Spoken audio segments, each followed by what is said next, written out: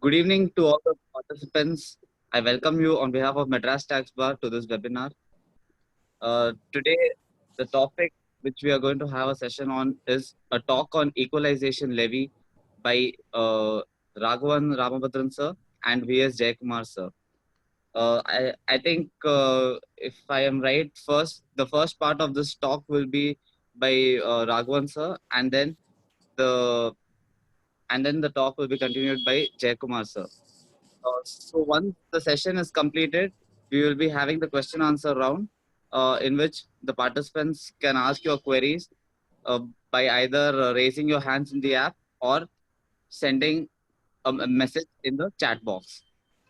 Uh, so I hope we are going to have an wonderful session today on this topic, because this topic has been on discussion for quite some time right now. So over to you, Raghavan sir. We can start the meeting. Very good evening to all of you. As Prithvi was just announcing, the topic will be jointly presented by Jayakumar, Mr. V.S. Jayakumar sir, and me.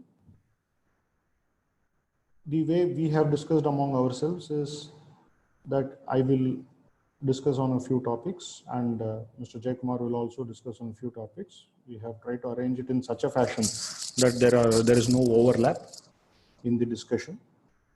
And at the same time, we also thought that the topics which have been assigned to me, it's better I start with. So with that in mind, so with the permission of Mr. Jayakumar and all other esteemed audience, I will start with my part of the presentation. This equalization levy is a hot topic in the past few months. Though this levy as such is not new to us in the sense that it was brought in 2016, but from 2000 to 2016 till last year, it was not a very dangerous levy. It was there. It was very meek. But in 2020, it has taken a totally different avatar. So much so that we call equalization levy as equalization 1.0, the 2016 version, and we call the 2020 version as version 2 or 2.0. So that's how people have been calling it. So therefore, these two, though called as equalization levy, the method of levy, the scope, etc., all seem to be slightly different. So we are going to discuss through today's session on the scope and ambit of this particular levy, namely the equalization levy.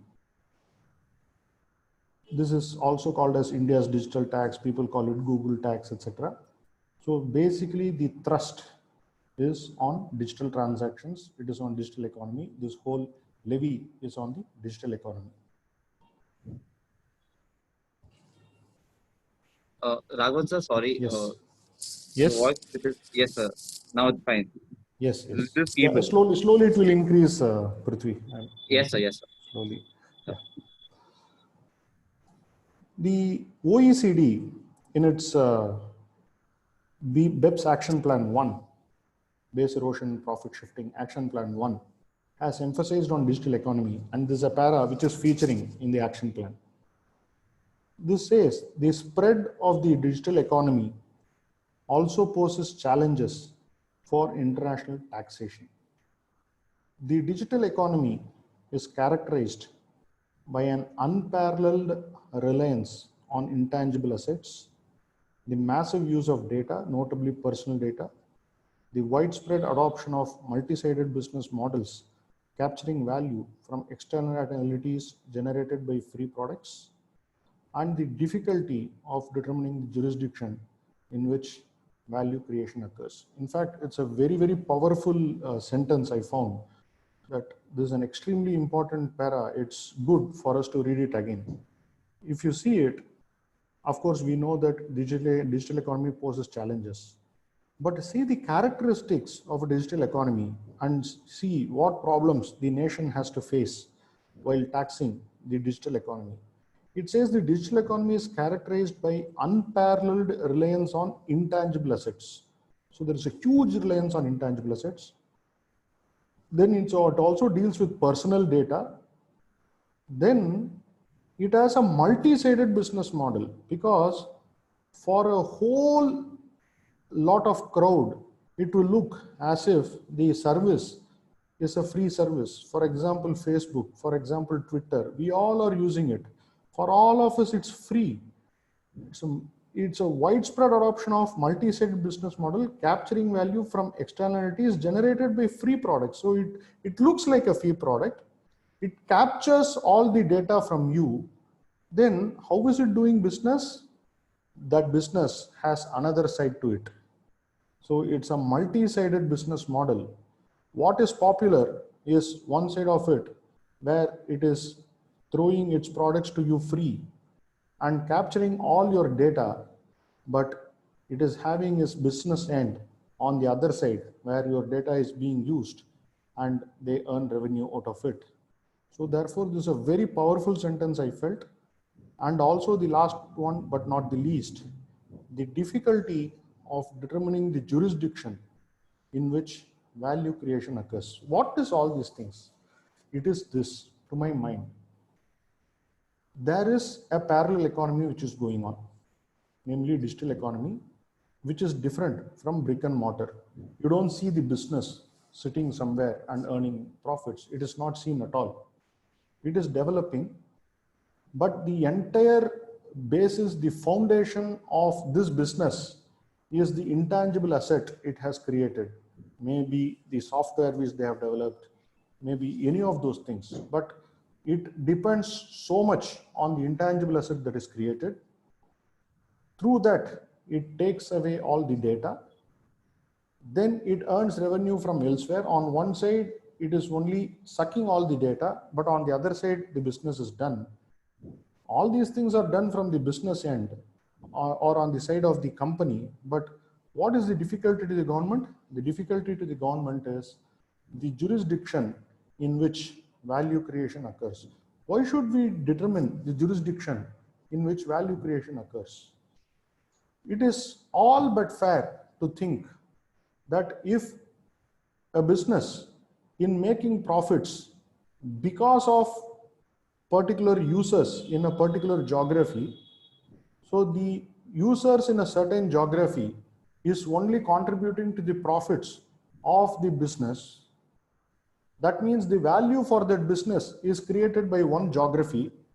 It is all but fair to assume that the taxation of that business for the extent of the value created in that geography will be taxed by that nation. Isn't it only fair? If so many users are in India and the value for Facebook is created in India because there are so many people who are using it. I'm not for a minute suggesting that Facebook has no value in other countries. I'm not saying that. But to the extent the value is created in India, out of which Facebook earns a revenue. Facebook is an example. Again, don't take me wrong. Facebook or any other thing. For ease of reference, I have taken Facebook. We know how Facebook works. Therefore, it is easy. So when Facebook takes all our data and we are the value creators for Facebook, the value for Facebook is created in India. Isn't it only natural for Indian government to think that they should levy a tax on this? To me, it is very, very fair. But on what basis will the Indian government tax it? In other words, does the existing law good enough for the Indian government to capture all this value which is created in India and levy a tax on it? To my mind, the biggest challenge there is the fact that it has an unparalleled reliance on intangible. You never know where it is located. In fact, while we discuss on all these things in 2020, in this 21st century, please see this paragraph in a 1955 judgment of our own Honorable Supreme Court. It's a case on the power of the state government to levy tax on sales.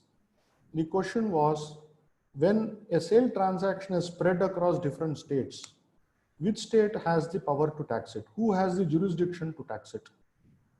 While writing a brilliant thesis on the whole subject in the case of Bengal immunity, our own Supreme Court also observed this. Please read these powerful lines. It says, the situs of an intangible concept like a sale can only be fixed notionally by the application of artificial rules invented either by judges as part of the judgment law of the land or by some legislative authority. But so far as we know, no fixed rule of universal application has yet been evolved for determining this for all purposes. For all of us, at least for me, may not be for many of you, but at least for me, I always thought that when there is goods, it is easy to determine the situs because I'm not talking about intangibles, I'm talking about tangible goods, I'm talking about physical goods. When I have to tax physical goods, I thought it's very, very easy because you can see the goods, you can see where it is, therefore you can levy a tax. So it is very easy to determine situs. But the Supreme Court says, no, wait, you are not taxing the goods, you are taxing a sale. The sale may be of goods, but you have to determine the situs of the sale, not of the goods. So when the question is of situs of sale, we cannot answer it with our own notion of situs of goods. So it cannot be answered. So the Supreme Court says, if we have to determine the situs of a sale, sale is an intangible concept. And once it is an intangible concept, it is extremely difficult to determine the situs of it. It has to be only done by some fictions, which is created maybe by the judges or maybe by the legislature. As of now, there is no fixed rule of universal application. When I was studying about this equalization levy, when I was trying to understand, these words were sounding in my mind. It was repeatedly playing in my mind. I was thinking how prophetic it was for the judges, our Supreme Court judges, to recognize this problem at least 6 to 7 decades before when we are facing this issue. With this in mind, I will directly go into the topic. And before going into the topic, there are few factual data which we need to see before we understand the purpose and the scope of this levy. The digital economy, some factual data. So digital platforms is what we are talking about here. There are two kinds of digital platforms. One can be a non-profit oriented digital platform or even profit oriented digital platforms. Non-profit oriented digital platforms are platforms which only provide free service. They don't earn, I mean, they are not profit oriented. They are not for profit. So even if they collect some amount, etc., it is not profit oriented. Like Wikipedia, these are examples, or some donation platforms, etc. So there can be digital platforms which are non-profit oriented, and the majority we see are profit oriented digital platforms. Example, e-payment platforms like PayPal, GPay, MasterCard, Visa, etc. Crowdfunding platforms, GetMeFund, Kickstarter, etc. Social media platforms like Facebook, LinkedIn, Twitter, etc. E-com platforms like Amazon, Alibaba, eBay, Flipkart, etc. Many of these things are there. So therefore, you can divide the profit-oriented digital platforms into 4. This is what the UN Conference on Trade and Conference says. UNCTAD says trade. It talks about that. So therefore, having said this, when these kind of digital platforms are there, now, what is the difference between these platforms? So it's the report in 2019 which was submitted. It went into all of those aspects. So what are the difference between each type of platform? So they say even within e-commerce platform, they say the incumbent companies platform. There are 3 types. One is the incumbent companies platform, like for example IKEA, Caterpillar, etc. The difference is they don't depend on a marketplace like Amazon or anything. They have their own website. You can log into a Hewlett Packard website and you can buy your printer. So therefore, the platform for their own products is created by themselves. That is called incumbent companies platform. The examples are IKEA, Caterpillar, Hewlett Packard, etc. Second is third-party goods, e-commerce platform like Amazon, Alibaba, eBay. Amazon, Alibaba, eBay do not sell their own products. They don't have their products at all. They only provide a platform for the sellers, whom we call as e-commerce participants. So the e-commerce participants come and display and sell their product in the marketplace offered by Amazon, Alibaba, etc. Then third-party services e-commerce platform like Uber, Airbnb, Netflix, etc. So the difference between the earlier one is that is third-party goods e-commerce platform. This e-commerce service platforms like where we have the aggregators like Uber or all of these things, Netflix, TripAdvisor, Amazon Web Service, etc. So Airbnbs are also a famous example. So the UN Conference on Trade and Development, in its report, have given all these details, and what is going to come is the most interesting part of it. It says the internet traffic is expected to grow to 1,50,700 GB per second in 2022 from 100 GB per second in 2002 and 46,600 GB per second in 2010. So the internet traffic is going to triple in less than 5 years.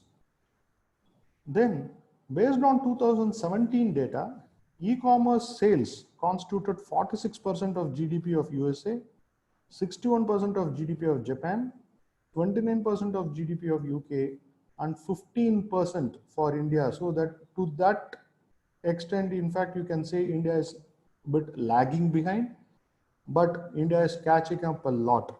In fact, the Committee on Equalization Levy, when it was constituted, they said the digital business in India is growing 10% every year. That is what they have said in the committee report. So India is also catching up. It's not going to be very far before we become a huge digital economy as well, like Japan or like USA. Based on the 2017 data, cross-border e-commerce sales total to 102 billion US dollars in USA, 79 billion for in China, and 31 billion in UK. We don't have the figures for India. 277 billion people made cross-border e-commerce purchase in 2017. So forget the domestic business, cross-border e-commerce business itself is very huge. And share of internet advertising to global advertising revenue is expected to grow to 60% in the next 4 years or 3 years from 15% in 2010. So in around 12 to 13 years, it's going to quadruple. So that is the size we are talking about. The digital economy is growing. All of us are becoming more and more comfortable sitting before the laptop or desktop or mobile phones and transacting and getting whatever we want at our doorsteps. This webinar is an example for that. So all of us are becoming more and more comfortable. That means all of this is going to increase a lot. Now, what does the OECD say about this? Whatever I have said so far is only what UN Conference on Trade and Development said. So what is the OECD saying about this? So the Base Erosion Profit Shifting Action Plan 1 related to taxation of the digital economy, and there these interesting figures are there. Just see why there is a need to address the tax issue. You can see this table. This is lifted from the OECD, UNCTAD report, which is referred also to in OECD. This says, just take two companies, Facebook and Alphabet, profits and taxes 2017, it is in $1 million and percent. Facebook total revenue in million was 40,653 million in 2017. Out of this 40,653, only 17,734 million was from United States and 22,919 million was from outside United States. We are not talking about what it has reported. We are talking about the revenue based on the users, where the value is created. So this revenue which you are giving is not what was reported by them, but depending on from where they have generated this revenue. So out of this, if you see the profits also, profit outside United States is around 13,515 million, while in United States is 7,079 million.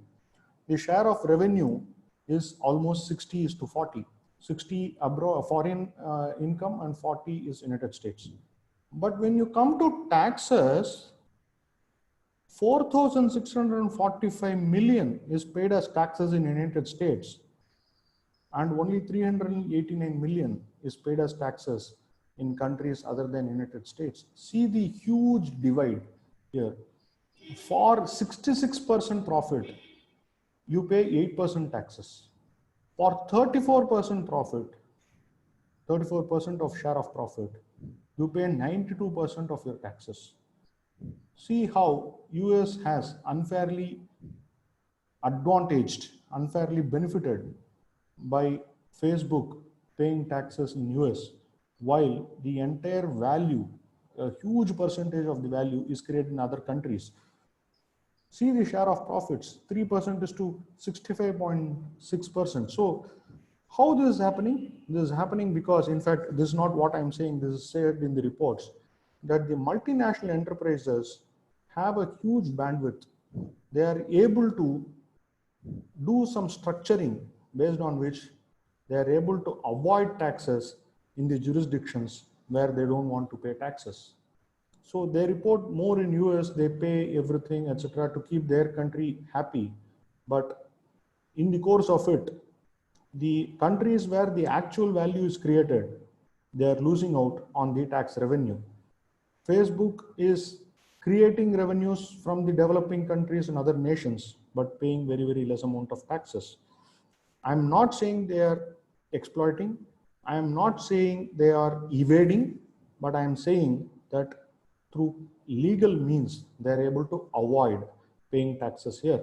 Similarly, if you take Google, similar figures, the for profits outside US is 61%, profit within US is only 39%. But if you see taxes, only 12% of the taxes is paid in the foreign state, and 88% of the tax is paid only in US. In fact, if you remember, Facebook also promised that they will start showing more and more profits in the local jurisdictions, and they will not show all the profits in US after a lot of pressure was built on them by the UK and the European community. They made this promise, but we do not know if they talked about all their 33 businesses in 33 countries, or they only spoke about the European Union. That they would not know. But so much pressure was mounted on them that they had to come out with such an announcement. So this is the divide which we have. I am not talking about the digital divide we have in the sense that some people have internet, many people don't have internet. I'm not talking about that. I'm talking about the unfair treatment of countries, the taxing jurisdictions by companies who have international presence. So India is one of those countries where it is losing out on huge amount of revenue, though maximum value is created from India for these countries. So recognizing this unfairness in treatment of developing countries in terms of taxation, the BEPS action plan by the OECD, it has identified few tax challenges and solutions also. So there it says the challenges which are faced by the countries are nexus.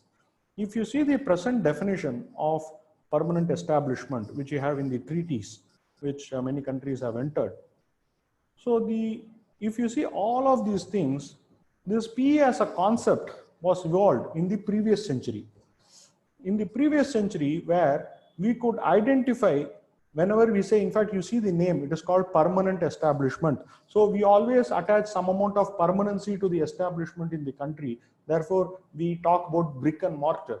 You talk about a construction PE, you go to the site where it is there. You go to the agency PE where they are there. So all the four kinds of PE, when we talk about, we determine the PE based on where the business premises is located. So therefore, we are talking about an actual presence, a physical presence of the company or its business in a particular taxation territory. But in digital economy, as I said, physical presence is not required at all. Facebook need not set up even a small office in India to exploit, to bring business from the billions who are there in India. They need not. They can comfortably sit in the place wherever they are, and they can conduct their business through their online platform.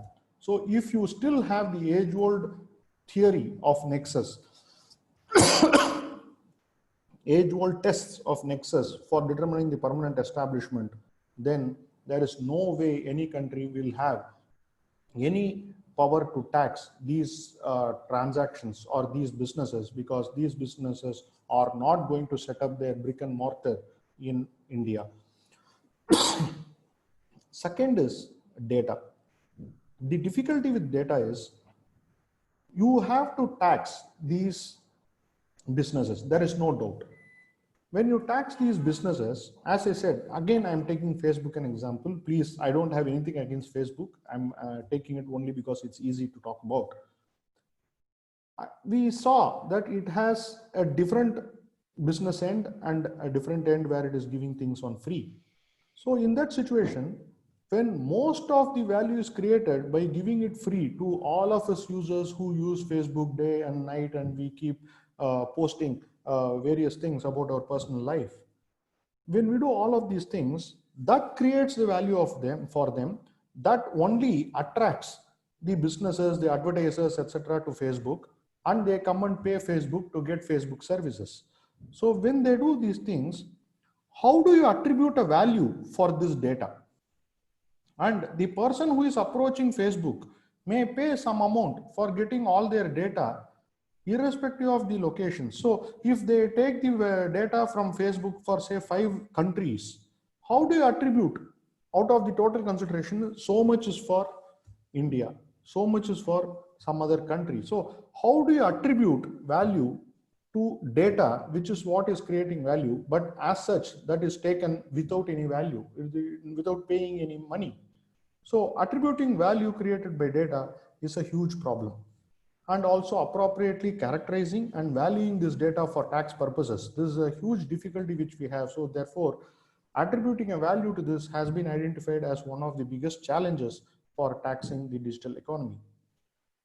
The third challenge which was identified is characterization of the income as royalty or fees for technical services or business profits. Royalty, fees for technical service, business profit, these are all established concepts. We have all of this. Royalty is defined, fees for technical service, we know what it is, business profit also we know. But what character do you give to this? All are arising out of business only, but whether this will be like a royalty which you pay for getting a right over the data, or because they have accumulated all these things and provide an access to you, can it be called as fee for technical services, or is it just business profits? Because depending on the characterization, the tax implications, and also the various things are going to differ. I mean, nature of taxation, withholding tax, or what kind of taxes to be paid. So many things are there. Therefore, it is important also to decide the treaty treatment. So therefore, we need to know the challenge, how the characterization has to be done. So therefore, that is also posing a challenge. Considering these challenges, the OECD has recommended 3 possible solutions. These 3 solutions are: new nexus-based significant economic presence concept along with attribution rules should be brought in. They brought in something called significant economic presence as against a permanent establishment. So let the nexus be not with the brick and mortar. We will bring a new concept called significant economic presence. And based on the significant economic presence concept, we will attribute the value. So therefore, there will be some attribution rules. So this is one possible solution. The other possible solution is like what we have today for royalty or fee for technical service, etc. Introduce a withholding tax on digital transactions, so that any person who is sitting in India and making a payment to a non-resident, just ask the resident to withhold some tax on it. So let there be a withholding tax on digital transactions. Third is an equalization levy, what is called as equalization levy, which is going to be the topic for today's discussion. Though the OECD had recommended these 3 possible solutions to overcome this concept, to basically arm the countries to tax depending on where the value is created, OECD has not recommended one option out of these 3. They said all 3 are there. We won't recommend anyone. It is for the countries to choose their own model of taxing. So this is what the OECD has done. The suggestive implementation is, it should be an alternative taxing mechanism to address difficulties in introducing SEP, that is significant economic presence, and new profit attribution rules. The problem with, we are discussing all three. So if we talk about significant economic presence, the problem is many treaties have been entered already with many countries, and all are based on PE concept, permanent establishment concept. If we want to make any change in that, it is not enough we make the change in the domestic law. We have to go back and amend all those treaties that will call for negotiations with all those countries, and therefore it has to be done bilaterally if we are talking about bilateral treaties. So we are still not talking about MLIs, which are multilateral instruments. We are still talking about treaties which are entered into. So therefore, if we want to bring in the concept of significant economic presence, then we have to go back and amend various treaties. That is a huge problem. That's a huge challenge. Equalization levy should be applied only in cases where NR has an SEP. NR means non-resident. He has a significant economic presence in the country. So this also suggested by them. SCP has these problems, but if you want to levy equalization levy, you should also do that only in cases where you decide by some means that there is a significant economic presence for the non-resident in the taxing territory. Significant economic presence can be determined based on revenue which they generate from India, or number of users who are there in India, or digital factors like IP address, from which IP address people are accessing, etc., or combination of these. So this suggestion is given, saying that if you want to levy an equalization levy, don't just levy equalization levy, do it based on significant economic presence. And for significant economic presence, you can take any of these factors like revenue, users, digital factors, etc. Equalization levy should be levied only on transactions involving the conclusion of a contract for sale of goods and services through a digital platform. So just initiation, etc., is not enough. The territory where it is concluded by way of rendition of the service or sale of the goods through the digital platform, that should only be considered. Imposing levy on data and other contributions gathered from in-country customers and users. So therefore, based on the data, because data is the new oil, so based on the data it is generated, based on the countries who are resident in India, so that can be the basis for levying the tax. Then India set up its committee report after the OECD gave its report in 2015. India set up its committee in 2016, and the committee report observed all these things. What are the observations of the committee? They said 3 options to address broader tax challenge of digital economy. So as we saw, significant economic presence concept, or number 2, we can have a withholding tax, or number 3, we can levy an equalization levy. Out of these 3 are same as BEPS Action Plan 1. Out of these 3, the committee considered equalization levy as the most feasible option for the same reasons which we discussed, because it won't call for amendment of the treaties, etc. The objective of levying this equalization levy is to bring greater certainty and predictability to all stakeholders to make future business plans. So therefore, it is by no means to be meant to be friendly. So we say this much is payable on your revenue, so that you can plan your activities accordingly. And also the curtail the unfair advantage to the foreign beneficial owners, because they, as I showed in the data, that they do a lot of business in India, but take profits in US and pay taxes in US. So that gives them an unfair advantage. And in fact, it is unfair to India. So therefore, to curtail that, this was brought in. EL is different from withholding of taxes. This is totally different, because if it is withholding of taxes, that means I will withhold the tax, but nonetheless the non-resident has to determine his income. He has to pay tax. At the time, he can take credit of the withholding tax. So I withhold tax, it's not the end of it. There will still be a tax liability determination in his hands. But equalization levy is different, because once equalization levy is made, that is final. There is no further tax determination in his hands. And equalization levy is not like a credit which he can take and adjust against other payments. So therefore, it is not like a tax credit, TDS, etc. Equalization levy, once it is paid, it is the final tax. So therefore, it is different from withholding taxes. Most importantly, the committee wanted the equalization levy not to be imposed on income, not to be imposed on profits, but they wanted to impose it on gross payments. Thereby, they want to say that it is not an income tax, or it is not any identical or substantially similar taxes. They wanted to keep equalization levy outside the Income Tax Act. The whole committee's purpose, the committee's recommendation was, don't bring equalization levy into the Income Tax Act. Once you bring it, then it will have the other problems of extending the tax treaties to it and giving the benefits out of the tax treaty, etc. So therefore, intentionally, equalization levy is kept outside the purview of tax treaties. This is the recommendation, that it should be kept outside the purview of tax treaties. So these are the observations of the committee.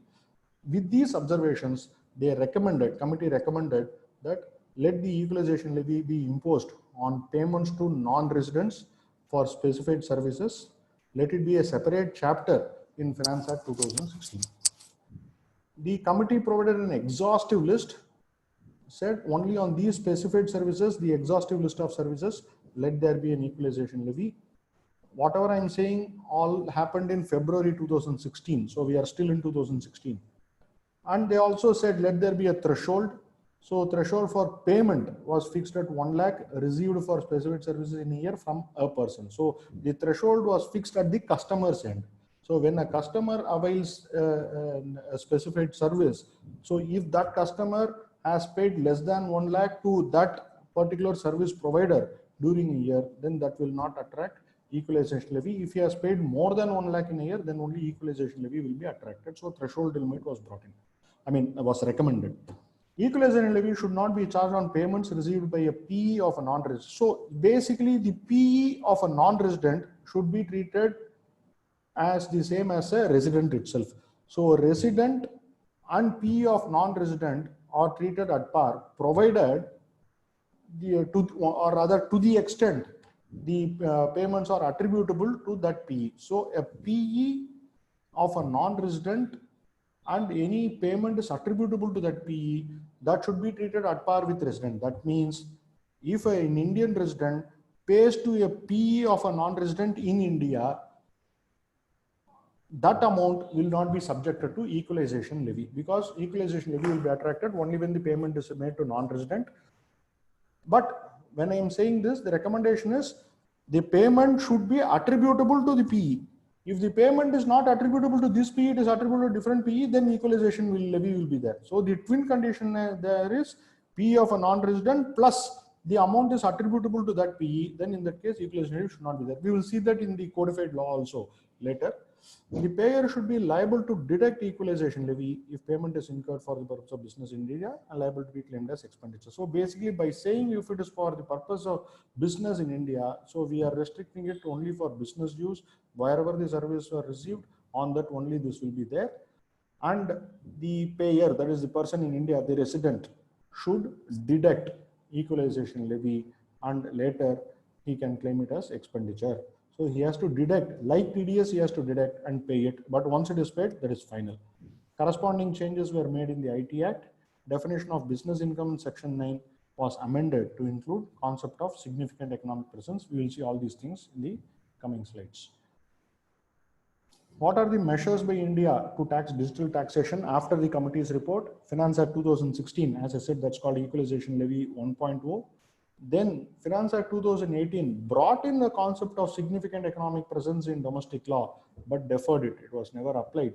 So the concept was introduced in 2018, and Finance Act 2020, a new avatar of equalization levy 2.0 is brought in, and significant economic presence definition was also expanded.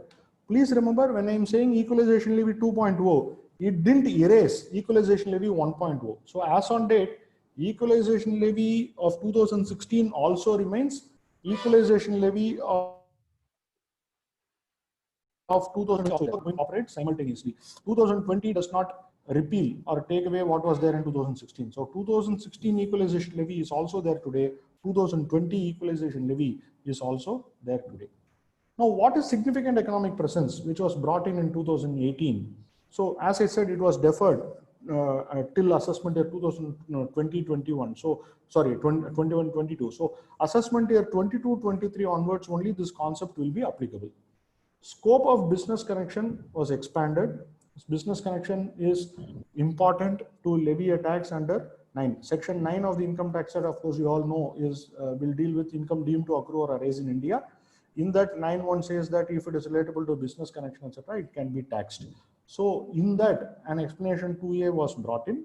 There it said significant economic presence of a non-resident in India will constitute a business connection. So if there is a significant economic presence of a non-resident in India, then it is deemed as if there is a business connection, and therefore the income will be deemed to accrue or arise in India. What is significant economic presence? The definition says transaction in respect of any goods, services, property carried out by non-resident. Number one, transaction in respect of goods, services, or property, what it can be, but it should be carried out by a non-resident with a person in India. And that service, etc., can be provision of download of data or whatever. If the aggregate of payment arising from some transaction exceeds a prescribed threshold. So far, the threshold is not prescribed, but it said non-resident carrying doing a transaction with an Indian, if the aggregate exceeds a threshold, then there is a significant economic presence. Then systematic and continuous soliciting of business activities or engaging in interaction with a prescribed number of users in India. This is also brought in. So two tests: systematic and continuous soliciting of business activities or engage in interaction with a prescribed number of users in India. So this will also make it a significant economic presence. As I said, this concept is stillborn, I would say, though this is brought in now, that has been deferred to 2022-23. An activity or a transaction would constitute significant economic presence irrespective of whether the agreement is entered in India, non-resident has residence or place of business in India, non-resident renders service in India. So this is crucial. The reason why this clarification has been brought in is to ensure that don't think that SEP is similar to PE concept. Don't think that they should have a business presence in India or a brick and mortar office in India. There is nothing of that sort.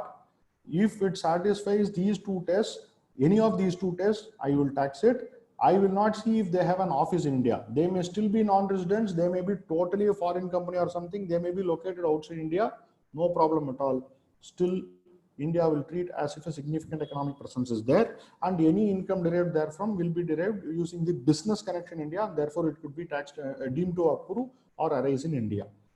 Taxable income in case of significant economic presence, income attributable to transaction or activities covered under definition has been deemed to accrue as in India, as I said, and hence taxable.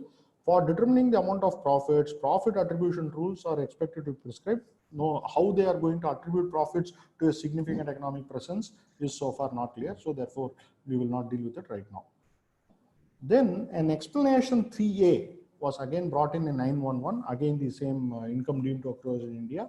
It was brought in into Finance Act 2020, but it is going to be effective from 1/4/2021. That says income attributable to operations carried on in India shall include income from ads which targets a customer who resides in India or a customer who accesses the ads through IP address in India. Please see carefully. So far as it stands, we have an equalization levy of 2016. We have an equalization levy of 2020. These are applicable for assessment year 21-22 itself. 21-22. We have a significant economic presence that is not applicable for 21-22. That is applicable only from 22-23. So, but still there is an explanation in 3A from 1/4/2021 means 21-22. Assessment year 21-22 that says ads which targets a customer who resides in India or a customer who accesses the ads through IP address in India, sale of data collected by a person who resides in India or from person who uses IP address in India, sale of goods or services using data connected, all these things shall, the income attributable to operation carried in India shall include all these income. So therefore, if any of these activities are done, any income from that will be attributable to operations carried in India. So let us stop here for a minute. So therefore, here we are dealing with a completely different concept. We are not dealing with equalization levy. we are not dealing with significant economic presence. We are saying this income, these three income will be deemed to accrue or arise in India, ads which target sale of data, etc. So therefore, it seems they are coming up with a new mechanism here other than equalization levy and other than significant economic presence, even without significant economic presence, because significant economic presence as a concept is not applicable for assessment year 2021-22. So even in that case, they are saying that these three income arising out of these three activities can be taxed. But the problem here is they can still tax it only when they have a PE in India. So therefore, if the government has to do away with the brick and mortar office, the PE being there in India, they have to adopt equalization levy, or they have to bring in significant economic presence. In the absence of these two or unrelated to these two, even if the government brings in these assumptions that these income will be deemed to be income which are arising in India, they can be deemed to arise in India, but it can be taxed only when the non-resident has a permanent establishment in India. So therefore, for explanation 3A, for assessment year 2021-22, permanent establishment will still be required. Over and above that, a proviso was inserted again in Finance Act 2020, but they said this proviso alone will come into effect from 2022-23. That says explanation 3A shall also apply to income attributable to transactions or activities referred to in explanation 2A. That is, what was explanation 2A? Explanation 2A is significant economic presence. So here the proviso says explanation 3A shall also apply to income attributable to transactions or activities referred to in explanation 2A. So therefore, from 2022-23, since significant economic presence will be there, even without permanent establishment, the activities mentioned in explanation 3A can be taxed. That is, from 2022-23, through significant economic presence, they can tax. For the year 2021-22, these three activities in explanation 3A can be taxed only when there is permanent establishment. Irrespective of this, equalization levy is a separate track in itself. So this is what I wanted to convey here. So explanation 3A shall apply from 21-22, and income can be taxed in the hands of the non-resident only if PE exists in India. For 21-22, PE is required to be there. 22-23, for the same income, they can tax it even without PE, so long as there is significant economic presence. Now, what is the equalization levy in India talking about? I know I'm taking more time. I request Mr. Jaykumar if I can take some more time on this, because we plan to finish it in 1 hour, but my inefficiency, I'm unable to finish it within time. Yeah. Go ahead. Thank you, sir. Thank you. So, as I said, equalization levy 1.0 was, though the committee recommended a whole gamut of activities, but they still said that it is like a positive list. It will be only on specified services. Out of the specified services which are recommended, the legislature chose only few of this. That is, they chose only online advertising, and they chose provision of digital advertising space. And online advertising means what is online was also defined to say a facility or service or right or benefit or access that is obtained through the internet or any other form of digital or telecom network. So therefore, online is only what we normally understand. But the levy was only on online advertising and provision of digital advertising space. Who should be the service provider for equalization levy 1.0 is non-resident. When I say non-resident, if there is a non-resident who has a permanent establishment in India and where these services are attributable to that permanent establishment, they will not be treated as non-resident. So the same principle. A non-resident having a PE in India and these services are attributable to that PE, then that non-resident PE should be treated or given all treatment as a resident only. So only two things will cover under non-resident: a non-resident who doesn't have a PE, or a non-resident who has a permanent establishment in India, but the services are not attributable to that PE. Then in that case, it will be treated as non-resident. Service recipient is person resident in India carrying on business or profession, or a non-resident having a PE in India and the transactions are attributable to that PE.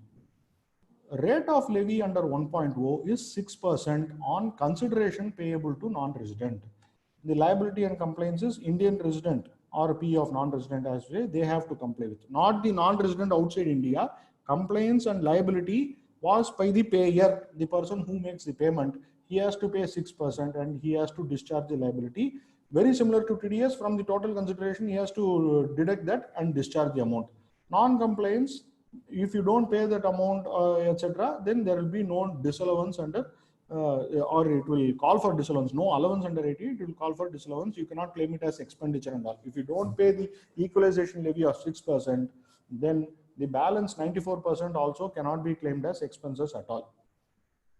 The threshold limit, that is the same threshold limit which we discussed, up to 1 lakh in a year by the service receiver. If he pays to the same service provider, then up to 1 lakh there is no equalization levy. Once this equalization levy is paid, then the income from service on which equalization levy is paid is exempt under IT Act. So therefore, independently, as I said, equalization levy is a levy under the Finance Act, not under IT Act. So therefore, what they have done is to avoid double taxation, to avoid IT department also taxing it. They have said that once you pay equalization levy, you as in the service receiver pays the equalization levy, then on the same income, there will be no income tax also. It will not be levied. Next, equalization levy 2.0. This is what is very important. This is applicable from 1/4/2020, and this is applicable on e-commerce supplies or service provider or facilitated by non-resident e-commerce operator. Who is a non-resident e-commerce operator? Non-resident e-commerce operator is a non-resident who owns, operates, or manages a digital or electronic facility or platform. So there is something called digital platform or digital facility or electronic facility for online sale of goods or online provision of service or both. Please remember, equalization levy version 1 was only on specified services, but equalization levy 2 is on all online sale of goods or online provision of services. It is on both. Then it excludes, of course, when I say non-resident having in PE in India and where the supplies are attributable to the PE, that will be treated as resident, so that will not fall within non-resident. What is e-commerce supply? Online sale of goods owned or facilitated, or online provision of goods provided or facilitated by the NREO. So all of these things are covered. So therefore, like I was talking about incumbent e-commerce operators like IKEA or Hewlett Packard. Hewlett Packard is selling its own goods over its own platform. That will also be an e-commerce supply. Or when the goods are sold through Amazon, that will also be an e-commerce supply. You take some virus software from Kaspersky, all those things are covered. Recipient of supply, who should be the recipient? Indian resident, or even a person using an Indian IP address for buying such supplies. Even a non-resident who is receiving the supply will also be liable, as in like that transaction will also be liable, but that will be only in cases where it is sale of advertisement targeting an Indian resident or IP user, or if it is sale of data, it is obtained by an Indian resident or IP user. Please see, if two non-resident companies, one paying to the other, but what they are paying for is relatable to an Indian resident, be it data or advertisement or anything, then since it is relatable to the data of the Indian resident or an IP user, the non-residents are liable to tax in India. This is what this provision means. And the rate of levy is 2% as against 6% for specified services. Here it is 2%. It is for consideration received or receivable by e-commerce operator. The exclusion is transactions that are subject to 2016 levy as specified services. On that, this will not apply. That means you cannot pay 2% and be done away with it. If it is covered under 2016 levy, then 2016 levy takes precedence and you need not pay this 2%. Threshold limit here is operable in different hands. That is, the threshold here is 2 crores as against 1 lakh there. Here it is through 2 crores, but 2 crores in the hands of the NREO, that is non-resident e-commerce operator. No levy where sales, turnover, gross receipts of specified e-com supplies does not exceed 2 crores. So this should be seen in aggregate, not specific to certain supply or not specific to certain recipient. It has to be seen in the hands of the e-commerce operator. So small time e-commerce operators who own less than 1 lakh, 1 crore in a year, etc., they are not liable. Once they cross 2 crores, they are liable. And who should pay the taxes? Not the, unlike equalization levy 1.0, where it is like reverse charge, that is like a TDS, here it is payable by the actual service provider or actual supplier. And he has to pay taxes on a quarterly basis. He has to file return quarterly basis within 7 days from the end of the quarter. And if it is 31st March, then it is 31st March itself he has to pay. File returns. If there is a delay, etc., there will be interest, etc. There will be penalty also if there is non-compliance. And similar to the equalization levy 1.0, here also this equalization levy is also levied through 2016 Act by an amendment in 2020 Act, 20 Finance Act, and income on which equalization levy is paid is exempt from Income Tax Act. So therefore, this will not be levied under the Income Tax Act. Whether this exemption is there only for 1/4/2021, yes, if it is a levy of 2016, for that there was already a provision. If the levy is getting attracted only after 2020, then it is attracting under this act. The question is, equalization levy does not follow the assessment year concept. You have to pay now itself. But income tax follows an assessment year concept. So therefore that will be next year. So I think the question therefore is asked that income tax is only next year. Equalization levy is now how to decide. So long as the income is getting taxed in future, then the exemption should also be given for that. Now, I said electronic or digital platform, so that is also defined. That says, that is also explained here. The expression digital or electronic facility or platform is not defined. That is, if you see here, it says digital or electronic facility or platform. This is a crucial expression that is not defined. So what constitutes digital platform, we do not know at all. So it is left to our imagination. So therefore, I ask a question. If I ask some architect somewhere, some question, some doubt, I send an email to him to his personal mail ID, and he gives an answer. So based on that, I do some changes in my factory building. So therefore, if I send an email and receive back the response in email for which he charges some money, can it be called as a digital platform? Or if I just call him and ask him and he also answers over a phone call, for which of course I pay some money, can it be called as digital electronic platform? It appears yes. Intranet portal to be used within group companies to place orders. It can be Hewlett Packard India placing on the Hewlett Packard US company, maybe through an intranet portal, but nonetheless it can be. So equalization levy, the other problem that comes is, as we said, equalization levy is not levied through Income Tax Act, it is levied through the Finance Act. Now, having said that, the transfer pricing provisions are not borrowed in the equalization levy of Finance Act, there is no doubt.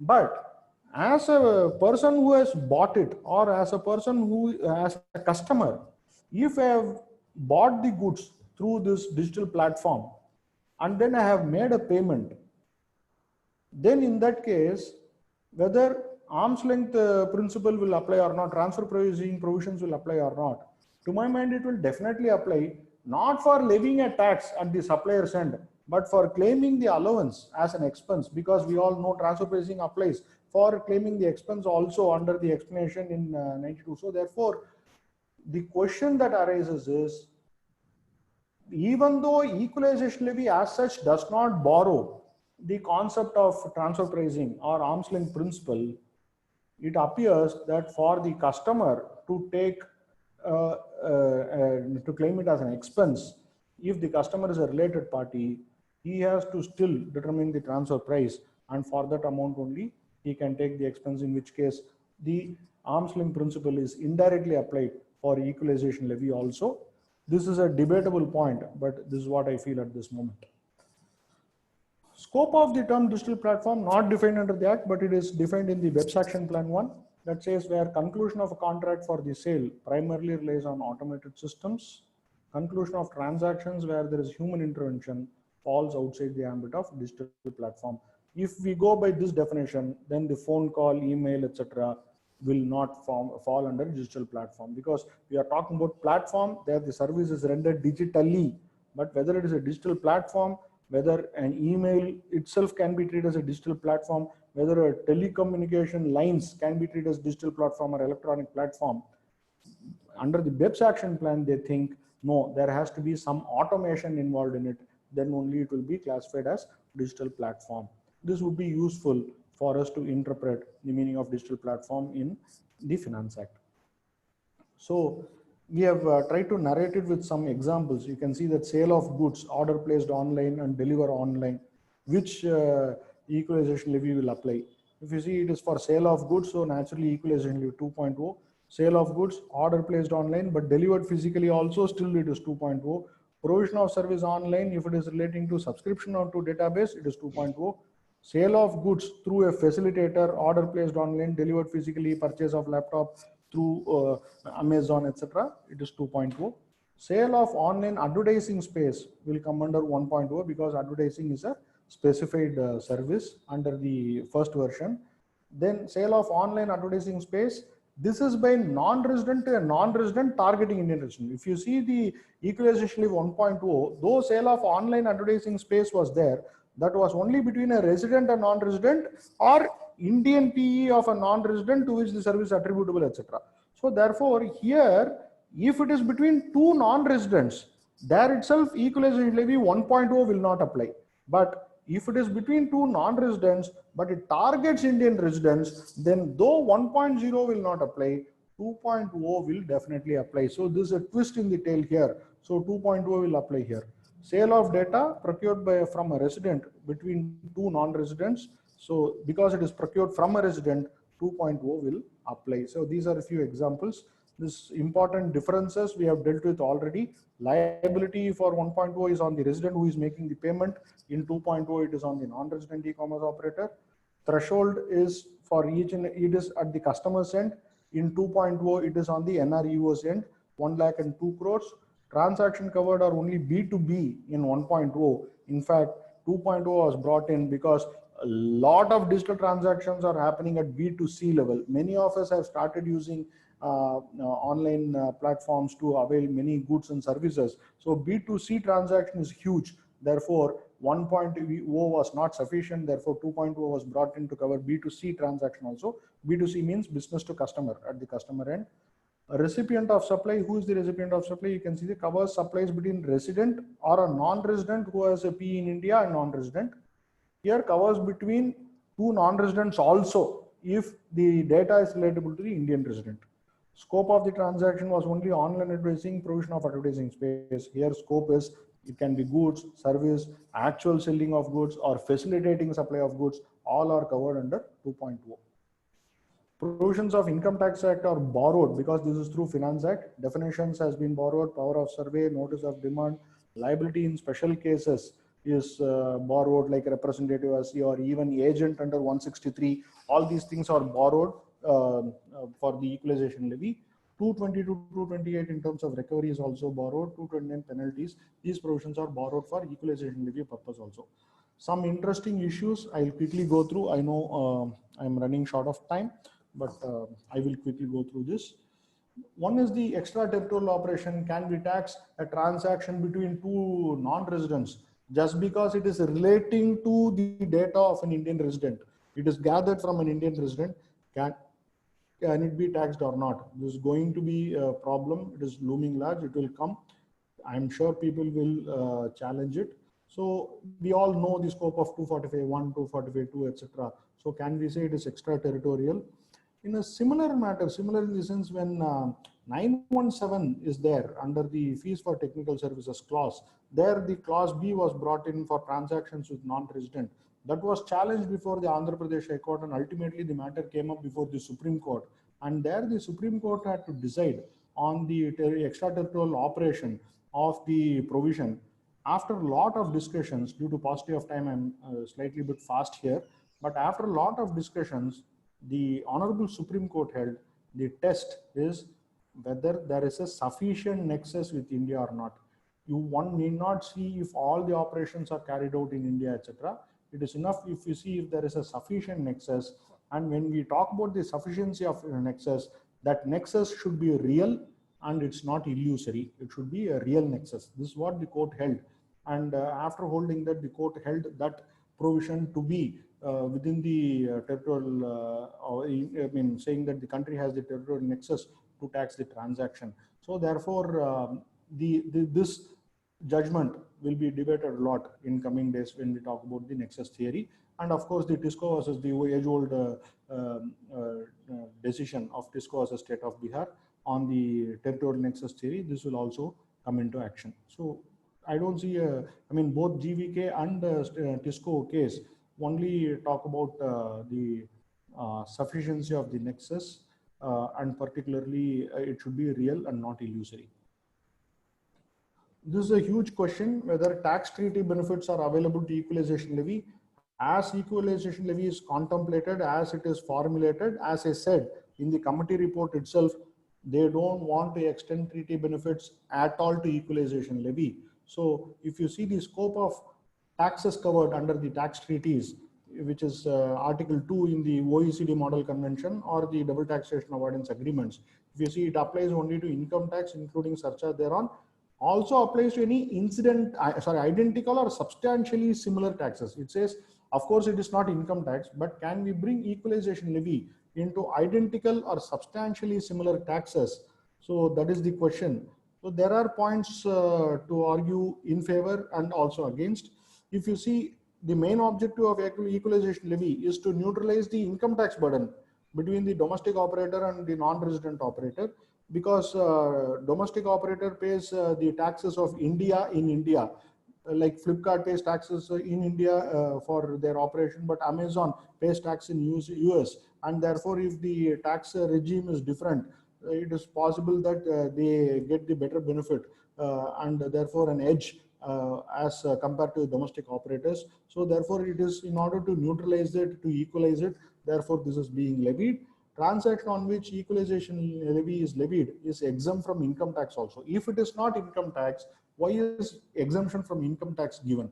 Why is the committee thinking that there will be double taxation if equalization levy is not an income? See, we all know that under service tax also, the entire consideration for service is subject to tax. Today under GST also, consideration is subject to tax. On the same consideration, net of expenses, we are paying income tax also. Nobody says it is double taxation. I already, aspect theory is well settled.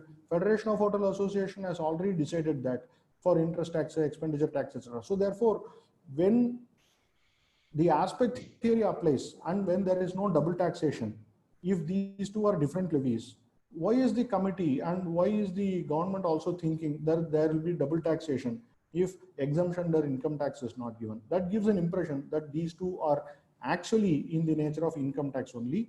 Certain provisions from the IT Act are also adopted for equalization levy. This is a feeble argument, but still nonetheless an argument. Having said, these are the these are the pros to say that this is also in the nature of income tax. Therefore, it should fall under identical or substantially similar taxes. The biggest problem we face is if you see Section 90 of the Income Tax Act, through which only we get the treaty benefits.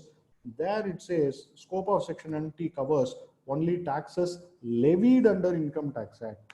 So therefore, once Section 90 and through that treaty benefits are restricted only for taxes levied under Income Tax Act. Equalization levy is levied through Finance Act 16. Therefore, it is not levied through Income Tax Act. Therefore, Section 90, overcome Section 90 is becoming a huge difficulty to get the treaty benefits of equalization levy. It is obvious that treaty benefits are not intended. If in fact that is the sole reason why out of the three options the government has chosen the equalization levy route, but not the significant economic presence route or withholding taxes route, that is to overcome the treaty benefits. So therefore, it's extremely difficult to get the treaty benefits for equalization levy. Enforcement rules are not yet notified. NREO, because the levy under equalization 2.0 is on the non-resident e-commerce operator, he may have to take the PAN number in India. And having taken the PAN number, how he is going to do, whether he can appoint representative in India are all going to be huge issues. If he is not complying with those, then he has penal consequences also. Then under Section 163, the resident who is procuring from him, because under Section 163 says the person from whom money is received by the non-resident, that person who is making the payment can be treated as an agent. This is what Section 193 says. So therefore, if I make a payment to the company, to a non-resident e-commerce operator, will I be treated as an agent, and can therefore the department come after me? If they can come after me like that, how many people will the government come after? If there will be millions of people who purchase through Amazon and all of us make payment to Amazon, if all of us should be treated as agent, then there will be as number of notices as the number of transactions with Amazon. So therefore, there is a difficulty in implementation. Like we also had this problem in service tax in case of online information database access retrieval, where the foreign service provider may have to pay the taxes which is still there in GST. So similar problems are there in equalization levy also. Therefore, it may not be practicably feasible for B2C transactions. So next point is between equalization levy versus free fee for technical service and royalty. As I was explaining already, section 10 subsection 50 says transaction liable to equalization levy is not subject to the levy under Income Tax Act. Exemption is given. This says it should be chargeable to income tax. So therefore, if I don't make the payment under income tax, just because it is chargeable, can I avail? Yes, of course we can avail. How to collect income tax from you? Department knows the ways. And the one thing which is very interesting here is, if any of the services which are covered under equalization levy 2.0, if it falls under the definition of fees for technical service, which is quite possible, because even today, some of the services which will fall under the ambit of equalization levy can be treated as fee for technical services. If it is treated as fee for technical services, then we have to pay a withholding tax of 10%. The tax rate is going to be 10% on that.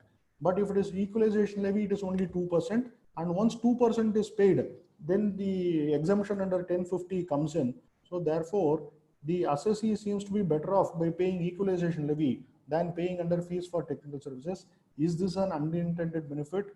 And what about the withholding tax under 195? Can that also be availed or not? And to me, it can be availed. So therefore, this is one unintended advantage of equalization levy, so long as the services are liable under fees for technical services also. So the other question that comes is, what amount is liable to be paid? If there is a seller whom we call as e-commerce participant, if he is selling through, let us say Amazon, and customer buys it, customer pays 1 lakh, then the Amazon keeps 2,000 with them and pays only 98,000 to the actual seller. The equalization levy of 2%, is it applicable on 1 lakh or is it applicable on 2,000 is a question. Government definitely feels it should be 1 lakh, because the consideration for sale of mobile, see this example, for sale of mobile, equalization levy is on the entire consideration is what it says. So, but it doesn't say consideration in whose hands. It says on the amount of consideration. So consideration in whose hands? Consideration in the hands of the actual seller. So can I say it is only 2% of 98,000, or consideration in the hands of Amazon, which is only 2,000. So can I say it is 2% of 2,000, or should I take 98,000 plus 2,000? Therefore, on 1 lakh, we have to pay 2%. This is also an interesting issue which is coming up.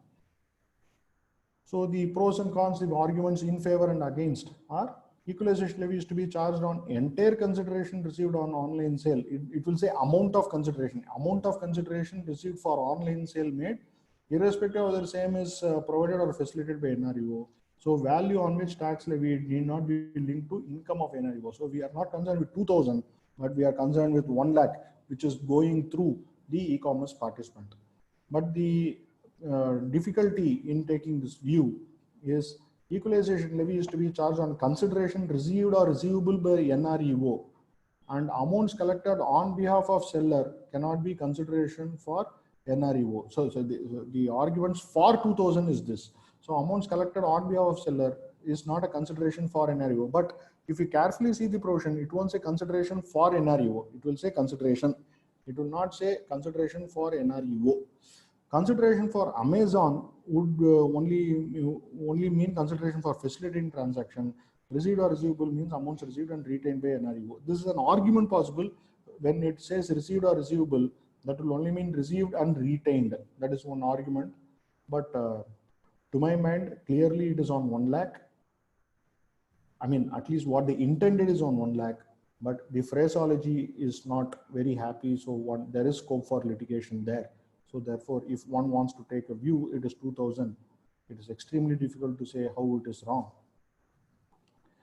So there is also one section, it's not 1940, it's 194O and equalization levy. It's a new TDS obligation again brought in Finance Act 2020 on e-commerce operators.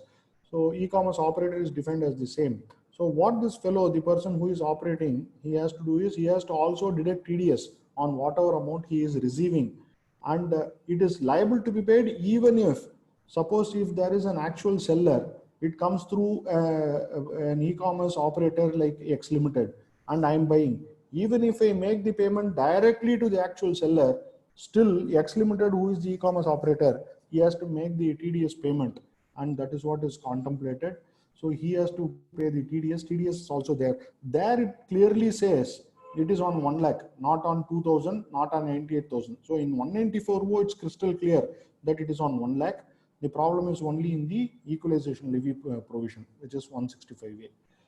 And the non-resident e-commerce operators, whether they are covered or not, is a very interesting issue for the TDS provision under 194O, because it is silent on non-resident e-commerce operator. In Vodafone International Holdings case, it was held by the Supreme Court that any person responsible for paying, as it is featuring in 195, when it says any person, the court there held that it has to be read as only applicable to resident in India. Then subsequently only 195 was amended to bring it, to bring non-residents also here, subsequent to our famous Vodafone judgment. If we borrow that principle here, we can still say that here, though since non-resident is not mentioned, it is only applicable for resident, borrowing the same principle. The amendment similar to 195 is not made in 194O so far. So far, it is possible to argue that it is not applicable for non-resident e-commerce operators. So wherever the service provided by non-resident e-commerce operator, he need not deduct TDS. It's a possible view, but we have to wait and see. So I'm going to just run through this, because this is just to say that India is not unique in imposing these. In fact, recently on digital services taxes, which is being levied by many countries, US State Representative operating from the President's office is not very happy with the India's, according to them, unjustifiable or unreasonable equalization levy which is being imposed, and they have started the investigations against India. And if it is held in their favor, the outcome is there can be some sanctions against us, some tariff cuts, etc. So therefore, this is what is tariff initiatives against India.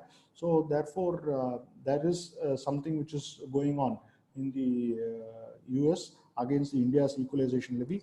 To my mind, the way significant economic presence is brought in from 2022, it appears equalization levy seems to be an interim measure to only cover up for the gap before significant economic presence as a concept comes, so that 2022 significant economic presence, India may keep postponing it till all the bilateral agreements are amended or MLAs are entered, etc. Till that time they want to levy. Therefore, I think they have brought in equalization levy as an immediate measure to respond to the situation. But we have to wait and watch if it is going to stay or if it is an interim measure. So similar countries who have levied are like Argentina, France. In fact, France is very interesting. There is also a sanction against France by the US. It was held against France, but US has not taken any steps to do anything against that. It was done in 2019 itself, but since 2019 still US is waiting for some negotiations to happen till COVID took over the whole thing. And so therefore France is an example where already it was levied and already it was 301 action was initiated against France by the US, and it was also decided that France's levy is unreasonable and unjustified, but still they are in the negotiation stage and nothing has happened after that. No sanctions have been put in place by the US. Italy, it is there, Malaysia, UK, and I think I have taken a lot of time, more than what was allotted to me. Therefore, I know without wasting more of the time, I thank all of you for this opportunity, and I leave the podium to Mr. Jaikumar. Thank you so much. Thank you very much, Raghavan sir. Sir, before we move on, so do we keep another session for Jaikumar sir, as we have? No, I think we can finish. No, Mr. Jaikumar is planning for 20 minutes. I think just 20 minutes. I will reduce it. Don't worry. Okay, okay. Yes, sir. No. APS, sir? No, just for your convenience, as you say, sir. Need not to reduce, sir. It seems No, perfect. You Perfect, need not perfect. reduce, sir. No, I'll don't worry. You both of you can join and do a session because we'll have more questions also. You see the chat box. So There are a lot of subject questions. you can come again. You both of you can come again and part. It seems to be very interesting. No, I'll tell you And- what. I have prepared in certain other angles so that I we'll decide. understand. I understand. We'll decide later whether to come again once again or not. Okay. Yes, sir. Yes. Sure. Okay. Yeah. Can I go ahead? Yes, sir. So friends, I thank the MTB for giving me an opportunity. Mr. Raghavan Rambhadran was a ocean of knowledge, and I'm going in a very small boat to reach the destination.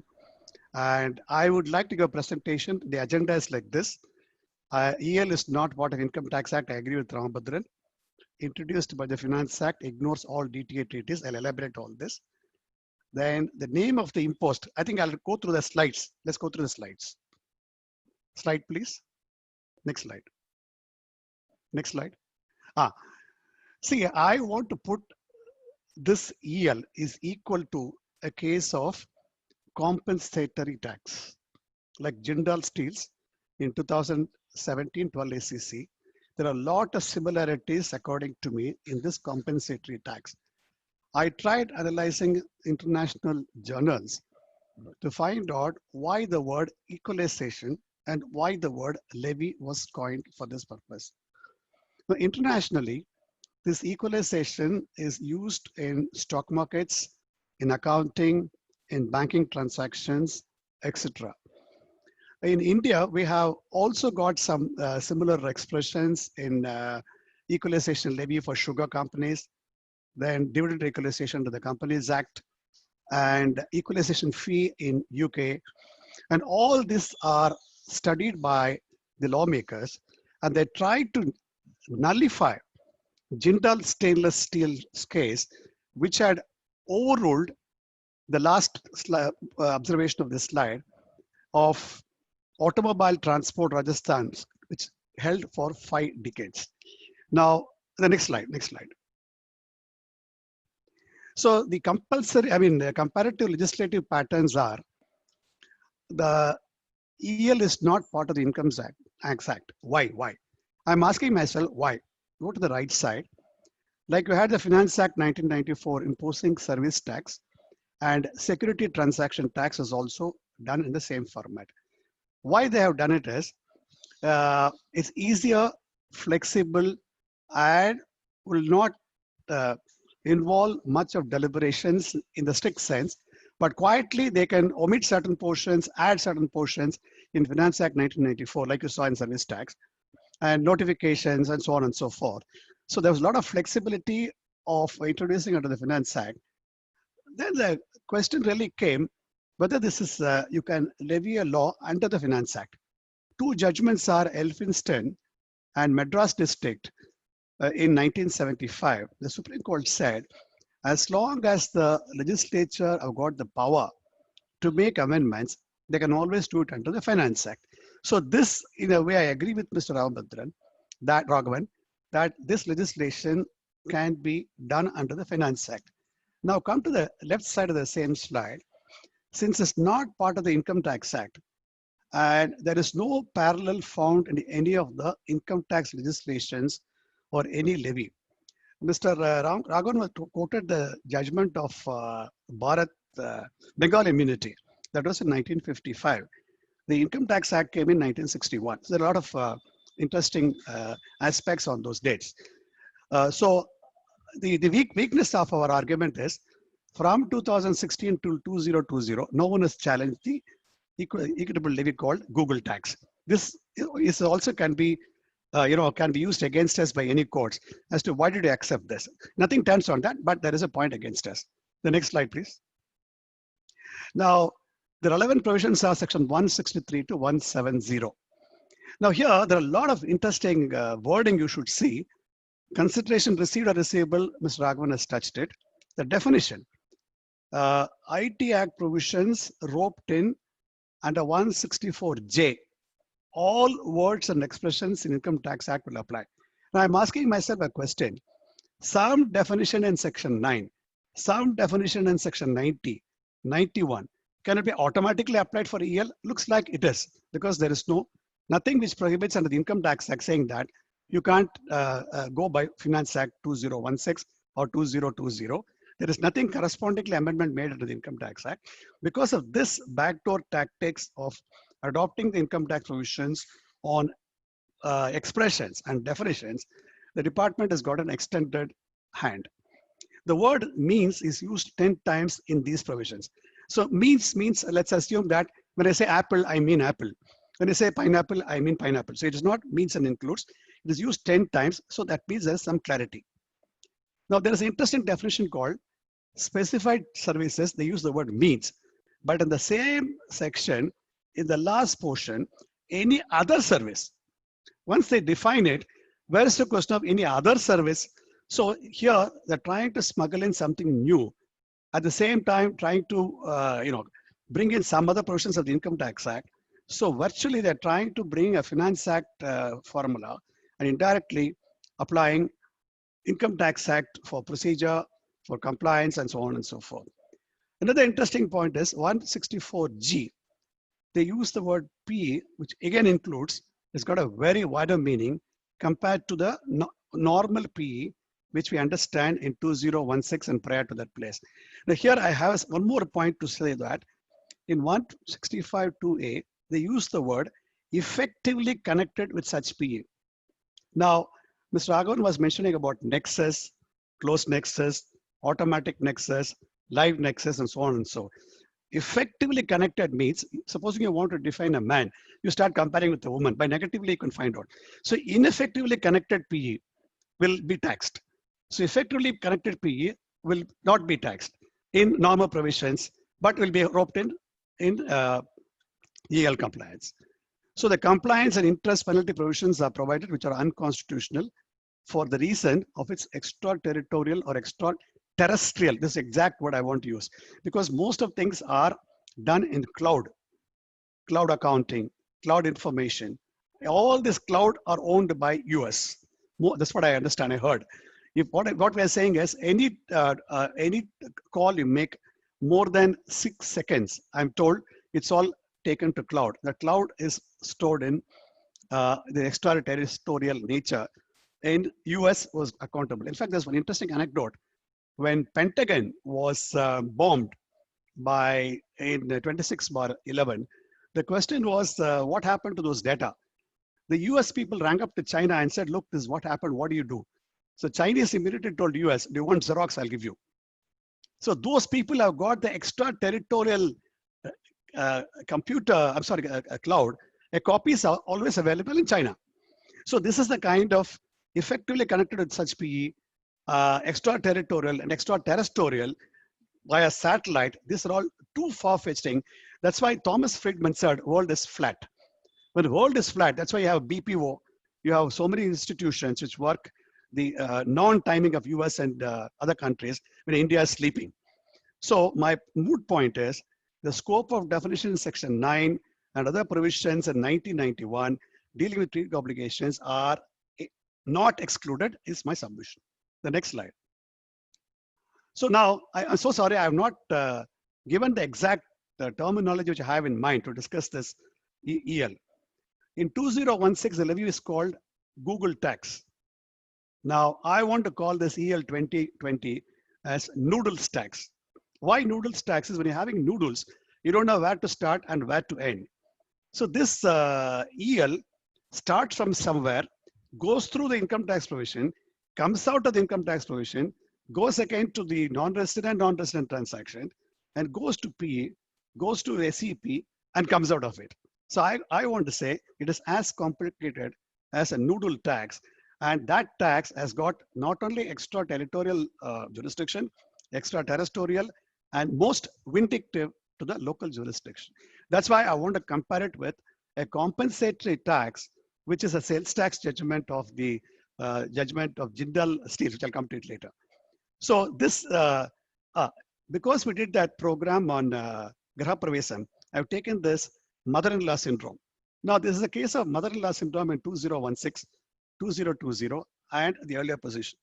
Now, mother-in-law says, if you want to move out of the house, please go ahead and stay outside, but I'll come to your house every day.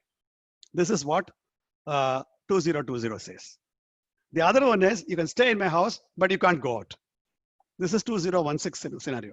So they want to create this mother-in-law syndrome on a Graha Pravesam where our friend Nitin bought the house to show that, boss, I have the last say. Whether I may say under the Finance Act or I may come under the Income Tax Act, your nexus, your effective closeness to my permanent establishment, which is temporary, you may come today, tomorrow you may go. Because under the Formula One racing case, Supreme Court says permanent establishment, even for having a cup of coffee across the table, can also constitute permanent establishment. Such a far-reaching definition, 2016 of BEPS norms, blindly adopted for SEP and deferred to 2022-23 assessment years. This EL is deliberately brought here, that too under the COVID times. In COVID times, today's Economic Times, today's Financial Express and Indian Express carries a small article which says 47% of ATM has come down. So many check payments have come down. So many debit cards have come down. So many credit cards have come down because people are using this e-commerce. So this COVID times, they found out huge transactions are there. The government has deferred so many things by Supreme Court order, postponing IBC, postponing 138. When it comes to EL, they're just keeping quiet. Go to the next slide, please. The CBDT now suddenly brings out, as I told you, on 29th May, for when everybody's crying for the next meal, they bring this CBDT international taxation, saying that we are going to, bring officers or to administer all this transaction. So the representative bodies of various countries said, please defer it by 9 months. Government did not make any attempt at all. And as Raghavan said, same transaction, I can use 6% levy and 2% levy. And in that context, they're trying to hoodwink me by saying section 1050 of the act will apply. You know, my understanding is why 1050 was exemption was brought in is so that they will not question in the respective country under DTA any of this EL which is beyond income tax provisions. The next slide, please. This is what I want to spend some time. According to me, Article 14 is violated since the conventional business is less favored. Today, internationally, most of the companies find it's cheaper to do advertisement format in India, though they pay 6% out of their packet. Instead of conventional business of brick and mortar or have an advertisement board in India, they think this is better. So conventional business in India are unfavorably treated under Article 14 is my first submission.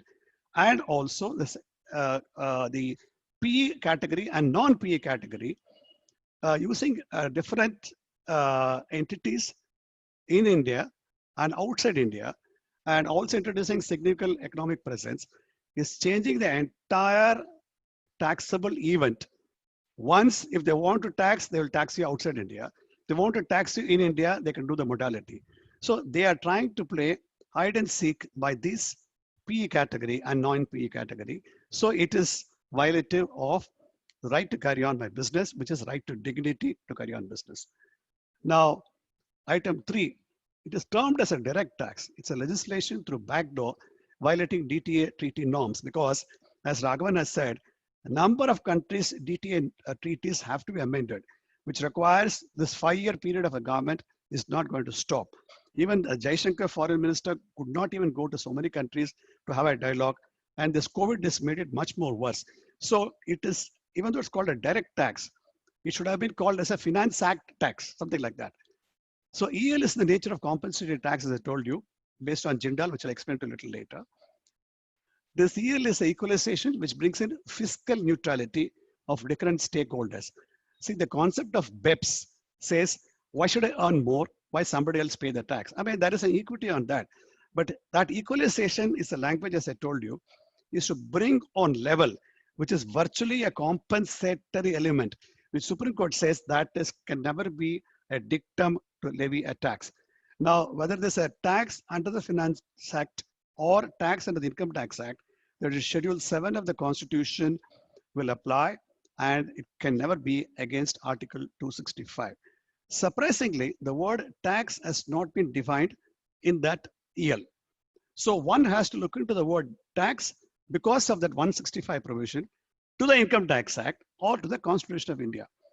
To go through the Constitution of India, the word tax, they said, an imposition or an impost. So we remember in school, the teacher says imposition, which means it is punitive. So virtually, it is implied that the word tax under the Constitution, if it is punitive, it can never test the law of to be sustained. Now, EL is an equalization which brings in fiscal neutrality of different stakeholders and thus discriminatory. Supposing one person chooses 6%, another person chooses 2% for the same year, and somebody wants to choose 194.0.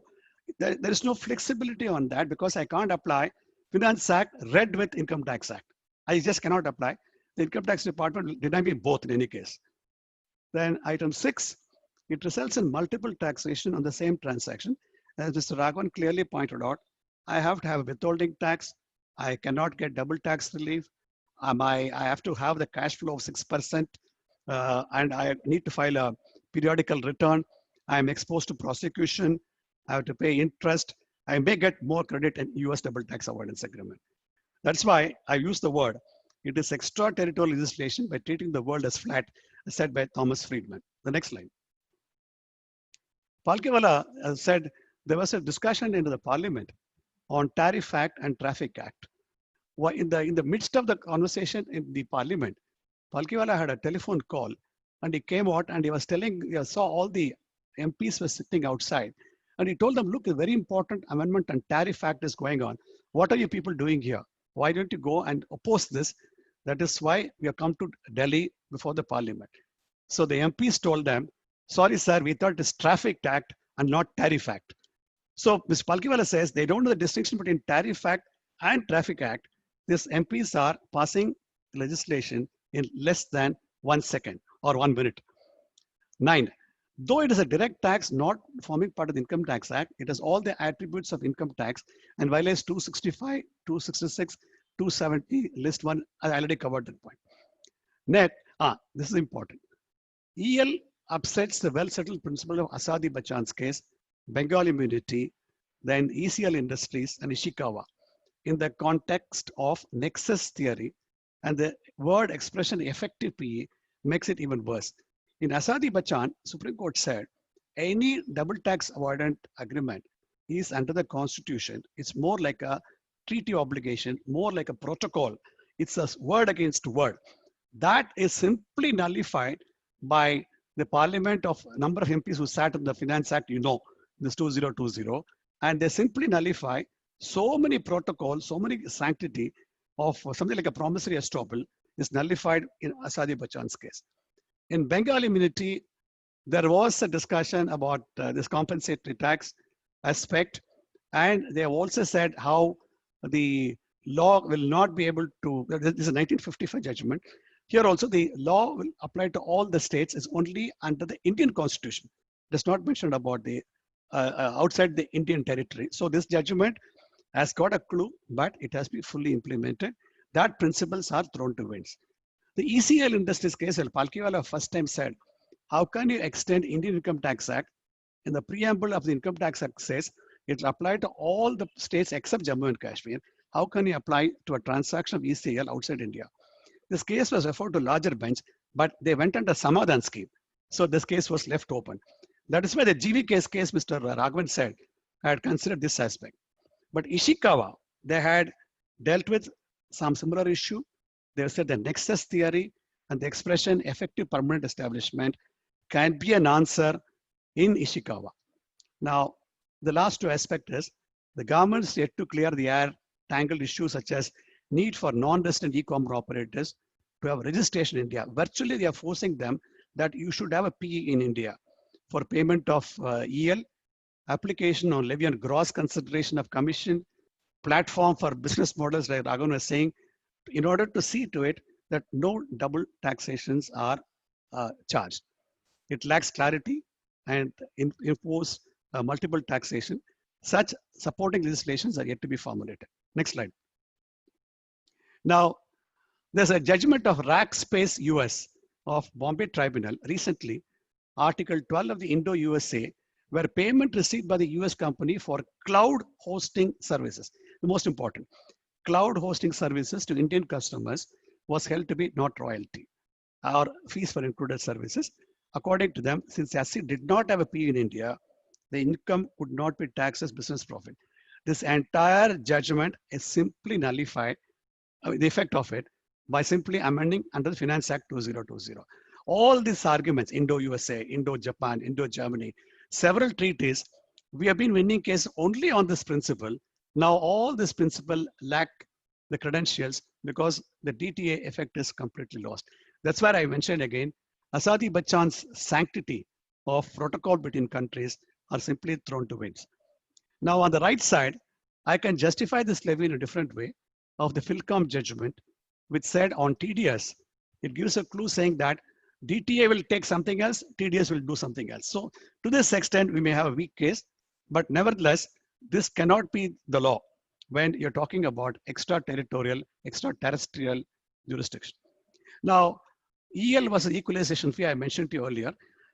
This is an anecdote of, in one of the books written by a journalist, there's something called in Kashmir. It is called temple tax, carpet tax, Sanskrit tax. But all this, one Englishman came to Kashmir, got married to a Hindu, Kashmiri Hindu, and he started liking Hinduism. So he started levying Sanskrit tax. That means those who are chanting Sanskrit, you have to pay tax. If you have a temple, you pay tax. You have carpet, shawl tax. Then you are a Pandit, you pay tax. So there are a lot of, at least some meaning into all this. But when it comes to EL, there is no logic according to me. The next slide. Here, all these issues have been touched by Raghavan. It's only a repetition. And according to me, the exemption under 1050 falls to the ground. It's absolutely a misnomer because this is made applicable only to certain categories and certain situations. In a way, according to me, it's just to hoodwink the applicability of double tax avoidance agreement or avoiding this non-resident people to even go under DTA. Otherwise, so many countries will interpret this provision in a different way. Only to avoid that, this exemption is absolutely hoodwink. And the anomaly pointed out by him, is it 1/4/2020 or 1/4/2021, makes it very clear that these two provisions are nothing but assuring TDS obligations and denying DTA. Certainly, it's an arguable case for the constitutional validity because you think you are allowed to yourself. The next slide, please. No doubt value creation is an accepted practice, but no guidelines are given regarding the economic parameters to make it workable. For example, Bitcoin judgment, they've said, what have you done last 3 years? What did you achieve in India? Nothing. As Mr. Raghavan said, the profit in India is just nothing. Why do you want to help the foreigners to pay tax in US? At least you get some tax here, it's fine. But why are you reducing from 6% to 2%? There is no logic. There is no financial responsibility or imbalances which affects the exchequer had been given guidelines by the parliament in any way. So no homework has been done to avoid so as to varied economic background. There was a failure to tax digital transactions, which is very manifest. The CITES for e-commerce, you know, the 20th century leasing case, so many subsequent issues came. They're all for movable property. When it comes to intangible issues like what we did in the morning on chat box, interesting aspects are possible. So definitely it's an arguable case for constitutional validity. The word personal responsible, does it mean others are person irresponsible?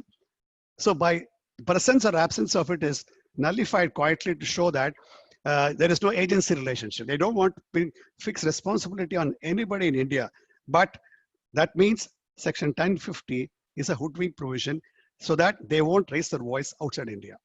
The next one. So what are the pitfalls here? It's a presumptive tax levied in the hard to tax digital sector. It's an unfair advantage enjoyed by non-resident without permanent establishment over in India. And the non-residents are deliberately tempted to have a hold in India so that all other provisions of Income Tax Act can apply, including search and seizure and so on and so forth. Virtually, there'll be some money going out of India. So you will have that Binami Act, Money Laundering Act, all that. So they're forcing everybody to have a PE, which is opposed, though they say conventionally that law was different. There is no, brick and mortar and things like that. So this is an interesting point.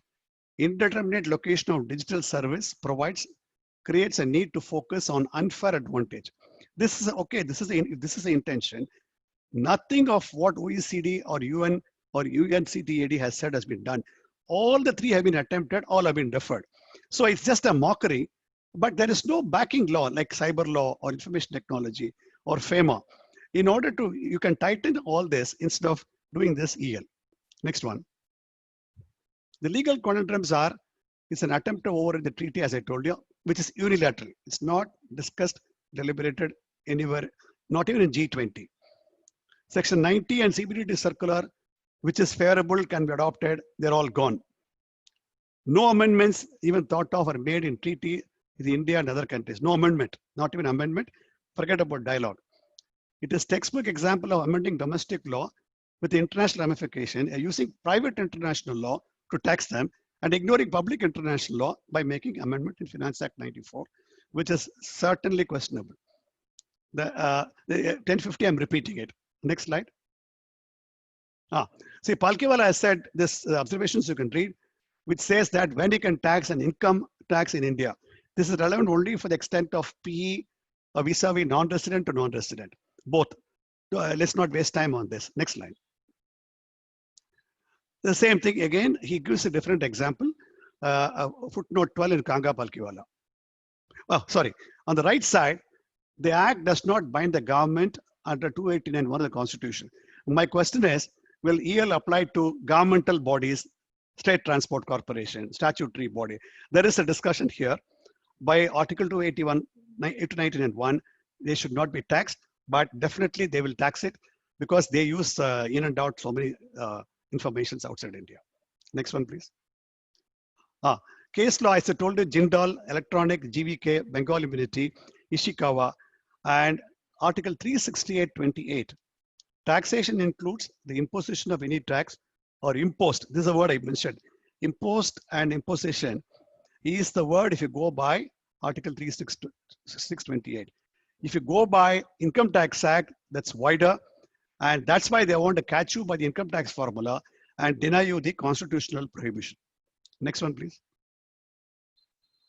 So all these are, I want to compare a 3DS, TCS, and a reverse charge mechanism. And why there is a timing of 16 and 20. Why 163 to 169 of Finance Act is very stringent. All these are independent issues. Certainly, you can take it as an issue in the court. And how to calculate, how to deposit, what's necessary to levy tax in India, and economic presence aspect. All this are the fulcrum of our arguments, which can be given by way of more data to the court. Next one. Here, I will only confine myself to, this is only a modality of the provision, and nothing turns on this. Next one, please. Here, the focus point is last one on the right side. The American, European, Australian, Asian foreign companies forming part of G20 spoke about this free trade, free enterprise in Indian countries and so on. Here, nothing is free. Everything is brought to tax. It's indirectly you're inviting them and creating problems to them by PE imposition. Next one, please. The finance minister speech is very clueless. CBDT guidelines are ineffective. Bitcoin judgment, as I told you. The timing of COVID is just a hoodwink. They are capitalizing the public and making more revenue to the government. So the pressure of Make in India is also working indirectly. It's a retrograde law. New models are needed to tide over this COVID. EL will be definitely deterrent. I am sure only on this, the court will read down this provision. Next one, please. So there are representations made. In fact, small and SME sector, they are finding a big pinch on this provisions. They made representation to Finance Ministry. They say that when they use this advertisement outside India, say for example, Flipkart, if they use Flipkart, let's say Bombay, but I get the invoice from UK or US. So they are asked to pay 6%. So these people are saying that, look, we are shilling out 6%, revenue is gone for us. So please do ask the local IP addressee to issue the invoices to us, and we'll be able to get a better benefit. Mind you, we don't get any input tax credit in all this EL payments. Next one, please. Here the NASSCOM has raised the voice. Various other countries of concerns have told them, please defer it. You must make changes in billing and IT systems in terms of contract with the third parties. You cannot simply adopt a westernized model to India when we are not computer savvy. Next one, please. In conclusion, I only want to say that he who controls the past controls the future. Here, the EL, the past is yet to come because not in one assessment is over and the future will come sooner. So most likely in 2025, when another MTB seminar is coming, I think Raghavan will be the judge. Wish you all the best. And I think I have covered almost all of them. I go along with Raghavan to show that it's an equitable legislation, but highly contestable. Thank you very much for giving me this opportunity. And I think I've covered. I'll only say the Graha Paresan gave me the idea to give about mother-in-law syndrome. Thank you very much. Thank you very Thank you, much, sir.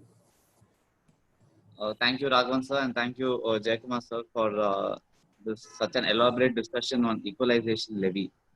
Sir, as now APS sir also have unmuted. So, what do you suggest, sir? Do we start the question answer round now? Because think you can run for a part 2 session. Completely 2 hours you have taken. I think many questions will come, and by referring to sections also you can explain further. Theoretically, both of you have touched elaborately. Yeah, we'll have Yes, to the sir. last Yes, week sir. of this. Yes, sir. Yes, Today, yes. Yes, Mr. Today AB you Srinivas, took- you are right. There will be a lot of questions. So yes. maybe we can have one more session also. I am One more session. Both agreeable of with you. plan. Yes. We can just add in the part 2, then we can straight away go for question and answer session. Sometime if you can allot sooner so that before we forget. yes, to yes, talk. no, or we can have an open discussion round on this topic where we can have only question answer round. A little more to be covered. Yes, sir, yes, sir. Paucity of time, either they have rushed or they have not taken. So that can be touched in the part 2. Then we will go for the question and answer sessions. Truly, both of you have done well today, sir. You have truly taken the webinar to an international level. Even many things are new, even new to us. It's a very enlightening session. No, if your MTB program is hosted abroad, you have to pay EL. I think for Zoom subscription, Yes. Zoom subscription itself will be asked to pay EL. It is more than 1 lakh, yes. Equal tax or equalization. We have to pay. So I think soon we'll have part 2, sir. You please go to strategies. What other members, what do you feel? So, some you can unmute Prithvi. Yes, sir. Option to unmute all. Whoever wants to say, let them pay. The question and answers you please reserve for. Sir, before we get the suggestion, I would just end the recording session for now. So I thank once again Raghavan sir and Jayakumar sir for this emphatic session on equalization levy, and we will definitely have a round 2 for this because there are going to be a lot of question answer on this, and with regard to that, notify the dates soon. So I thank once again to all the participants for joining us for this session today. So the session will be uploaded in our YouTube channel. You can always have a look at it. So take care and stay safe. Thank you, everyone. Actually, I can see Mr. Swaminathan.